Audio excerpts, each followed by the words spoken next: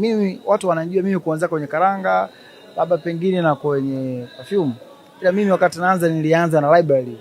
Nilikuwa nachezesha game na kukodisha mikanda ya movie. Baada kufanya hivyo nikaona nikaona nazingua nikafunga. Si umeelewa? Nikahamisha hapo. Nilianza na kuchezesha game. Nikafunga, nikaweka library. Nikafunga, nikaanzisha duka la nguo. Sasa ulikuwa uone mwanga wake mwanzo. Na WCB Wasafi kutokana na uuzaji wa nguo. Pale kwa WCB Wasafi Classic Baby ndio kwa Ivani class watu kuuza nguo. Ndio tukaibadili nikafanya nguo. Sasa kwenye kufanya nguo nikaona sasa kuna time ilivyo kuna test sizipata ninazotaka mimi mpaka niende mwenyewe masokoni. Nikaona kwa brand yangu mimi kwenda masokoni kutafuta nguo tena yanivunjia heshima.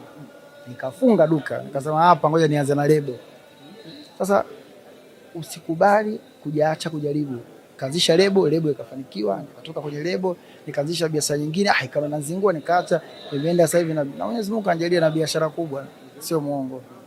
Lebo na radio na TV na betting company, sabuni na kuna product zingine zinakuja na niwathibitishie watu sabuni ya unga inakuja. Sabuni ya unga hiyo exclusive kabisa. Na ilitakiwa ije pamoja lakini kwa bahati mbaya sikuwa nimeridhika na packaging. Unajua mimi nataka mbwembwe kwanza. Kiangalia ule mche mweupe una mbwembwe pale. Sabuni yake ya sabuni ya unga sikuipenda, kwa hiyo ikabidi kuifanya upya vizuri. Na vitu vyako havijai kwa sifai kitu kwa udogo shehe.